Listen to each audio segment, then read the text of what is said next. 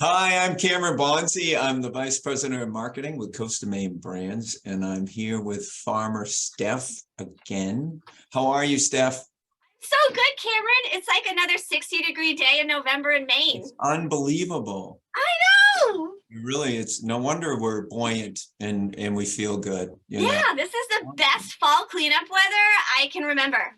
So today we're going to be talking about planting garlic and tulips Yes. and digging up dahlias and then getting some Farmer Steph personality, which is hard to hold down anyway. Is we're going to get your favorite flowers to dry and craft. Yeah, because you can see I'm in my greenhouse right now, and I It's have been awesome. drying so many things to play with. So I just want to show you what you should be saving before you consider your season over, because it's never over. That's the wonderful thing. It is never over, and we learn something new with you every single time.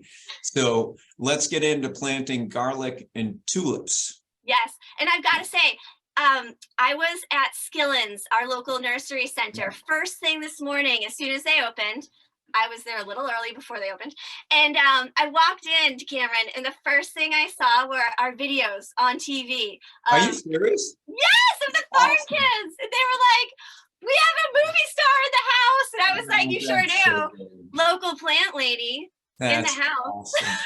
That Crazy is plant great. What lady. a great boost to your day. It was awesome. It was great. But Yeah. I was there getting wreath rings because you know me. I love making wreaths. I love making wreaths because kids can do it so easy. Yes. You would think that it's hard for them, but it's not. It's such a great craft to do with them. But I was there at my local nursery getting wreath rings because this is the time of season where I love to go out in the garden. And while I'm taking it down, while I'm going through the process of taking my plants down and clearing out my garden space for next year, I stop and not smell the roses, but cut the flowers that I want to dry to play with. And you can cut and harvest so many cool things that you otherwise would think you wouldn't think much of it. But when you think about how it looks on a wreath or on a flower crown, it has a whole new meaning. So all these straw flowers here, I took down my whole straw flower bed yesterday, but before I did that, I went through and harvested these straw flowers. And to dry them, I just take these hooks that are usually on like a planter that everybody just, when the plant dies Oh, and yeah. dries out Yeah. as they do, you Yep. throw it away, but keep them and you can hang your dried things from them. And then I just hang it, anywhere in my greenhouse and they'll just dry. But things that I love to dry that you might not think of, straw flower is obvious because that's a great flower. But something like pennycress is awesome. It turns this beautiful gold. And then Sweet Annie is the base I use for almost every wreath and flower crown. It has the most incredible fragrant smell. And then if you have gorgeous like grasses in your yard, Wow. cut them. Cut these grasses and then you can make gorgeous wreaths out of them. Or you can put them in a pot on your patio for decorations during Thanksgiving. I've got to do that. I've never actually done that at my house. I've got to I do. just did that for a friend of mine. They were having a big haunted Halloween Yep. party, and they have a huge patio with a big outdoor fireplace, and they had fantastic planters. And these actually came from their pool area, and I took them and I put them in their planters with pumpkins and gourds and winterberry, and it looked gorgeous. And then I took it back after so I could make some wreaths out of it. So So you're just bundling those up and then hooking them and drying them. not these. These are just because these are ornamental grasses, and Okay. you never want to harvest when they're wet. Always harvest Yep. when they're dry. These are just dry. They just stayed like this. But anything that's flower or has color, Yep. you do want to dry upside down so that it maintains its structure. You don't want things in a wreath to fall down and over. So you actually hang them upside down so that it has structure and stays firm so that when you're making your craft, it's not limp. Cool. That's why we Awesome. hang. So those are just a couple things I wanted to talk about in terms of when you're putting your garden away for the season. all those marigolds that like busted out and turned into a big bush, they dry beautifully. They also have really beautiful seeds inside of them. So whether you're taking down your garden and putting it away for the season, just keep your eyes open for plants you might want to dry to craft with and plants you might want to seed save from. We talk a lot about seed saving, so you can go into previous videos to look and see what we've said in the past. But just one key thing, two key things. Never harvest seeds when they're wet, always harvest when they're dry. So that means like mid to late day. And then always harvest seeds and just make sure they stay dry and cool for the season. So you can put them in a mason jar, and as long as they're dry, they should be totally fine. I don't put the cap all the way on in the mason jar. I leave it a little bit open. They should be good for the season. Awesome. And then you're talking about planting garlic and tulips too. Yes. So you'll notice we try to put up educational videos once a week, and the video this week is about how to plant garlic. Planting garlic is so much fun, you guys. You can put garlic bulbs in the ground now until Thanksgiving. We live in Maine, zone 5B, and so now until Thanksgiving, go ahead and get those garlic babies in the ground. Couple key things about planting garlic. Always remember that with your garlic heads, when you harvest your garlic in like late June or July, you're pulling up different size bulbs, right? Like some of them are small, like a ping pong ball, and some might be like a softball. You want to keep the softball ones as your seed. I know they look so good and you want to eat it, but if you keep that as your seed, that's how you continually grow nice, huge, healthy heads of garlic. When you buy them in the store at your local nursery, you'll notice they're quite small. They're very small. They look even smaller than the ones that you get at the grocery store. And that's fine, but year after year, the more that you just save the ones that are big and beautiful, that's how you get to curate big, beautiful bulbs of garlic. So it's genetic selection. Yeah. So that's how we got here. What's that? That's how we got here. Well, I'm just talking about plants, you know, it's just plants, healthy plants, strong survive. That it just has to do with plants. Yes, plants. You know. Yeah, totally. Yeah.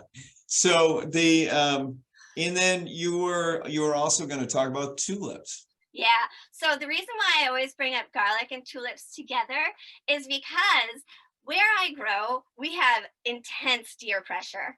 The deer come to me like I'm an open Vegas buffet, like 24/7. Yep. So one of the things I love to do, I have a local nursery that will donate hundreds of tulip bulbs to me. And one year, they just went to feeding the deer. I was so upset. So ever since, I don't use chemicals. And because I plant so many, I also don't fence it in. It's just too big of a space. So what I started doing was interplanting garlic, both on the borders of where my tulips are and interplanted with the tulips. And the reason why I love to do this is it really has helped keep the deer away, but it also, they all come around the same season. They're all early season crops. So as you know, the tulips will harvest in like May, and then the garlic will be harvested. The scapes will start harvesting in June. The garlic will be ready to harvest by July or so. And so all of those are going to come up out of that bed. And then you have that whole bed to plant. You can put lettuce in there, herbs, you can put flowers, whatever you want. But you can put sunflowers, lots of options to be able to put in a garden bed in July. So that's why I like to plant garlic and tulips together. The garlic smell helps repel the deer from the tulips. You get to harvest both early season, and then you have a whole fresh bed to be able to plant a late season crop. And we have a video about this. So, and I think that's one of the things, especially for early first-time gardeners, that they don't realize how long they can plant and how different things they can grow and how that benefits everything in your garden too. When I posted the garlic video 2 days ago, I had a handful of people being like, "You plant garlic in November?" Yeah. Yes, you do. You do. Plant it now. We joke all the time that gardening season's never over, but we're not joking. It's never over. Well, go ahead and put garlic in the ground now. That's how you do it.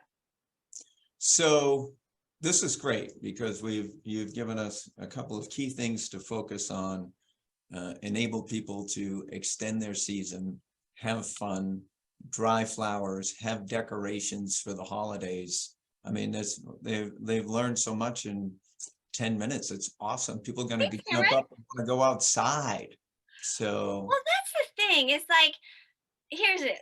Going outside through the lens, like if you put on the glasses of I'm going to go outside and be an observer and look around, just look around in my garden and see what's interesting. Like, can I dehydrate that like sage out in the garden? There's so much sage just going crazy right now. Your rosemary's probably going crazy. Your thyme, all the herbs, they kind of love end of season. Like this is when they start coming in. And so now's an awesome time to dig those things up, bring them in their house, like we talked about in previous calls. But another thing you can do is cut long stems of rosemary and thyme and have your kids make little wreaths out of them. Or like go outside, like we're talking seed save. Like when I go through my garden, through my lens, I'm seeing all these seeds. These are all straw flower seeds. And I throw them in mason jars. And honestly, this is like over $100 of straw flower seed, so it's one of those things. yeah. And this is all from Florette, which is a beautiful flower grower out in Washington State, but her seeds are expensive. As long as you know how to keep seed saving, you just keep that energy going. And like Cameron said, we talk a lot about going for morning garden walks every single day. Yep. And that's because making tea or coffee or whatever and going outside and going for a walk just to check in on your plants. When you're checking in on your plants, you can't help but also check in on yourself, I hope, and just like take a breath, just decompress a little. And instead of thinking about like what bills you have to pay or what emails you have to send back, just take a minute outside and look for seeds. Look, maybe be inspired to plant some garlic so that you have something fun to look forward to when the snow melts. Maybe throw some tulips in the ground because they're on sale right now at your local nursery, and planting something right now will give you a nice surprise for springtime. So it's really cool to just go outside with like farmer glasses on and with the intention of just like what excites me out here, what's catching my eye that I might be able to cook with, play with, craft with, plant, whatever. But like try to find something outside that lights you up, because we need to get out of our heads more, I think. Well, we need to light up, and you need to be able, you need to be able to go outside, relax, as you said, pull away from some things that may be pressuring you, look around, realize that something as simple as a seed properly taken care of can sprout into this amazing thing. And I think that's the message that we all have to carry and feel better and go out and do it, be positive, treat each other right. Yeah. Can I That's show you what I'm doing? Watch this. Wait 1 second. All right. Do you see these? Wow. Those Okay. are nice. They're gorgeous. And I have about 10 buckets of these. And you know what I'm going to do?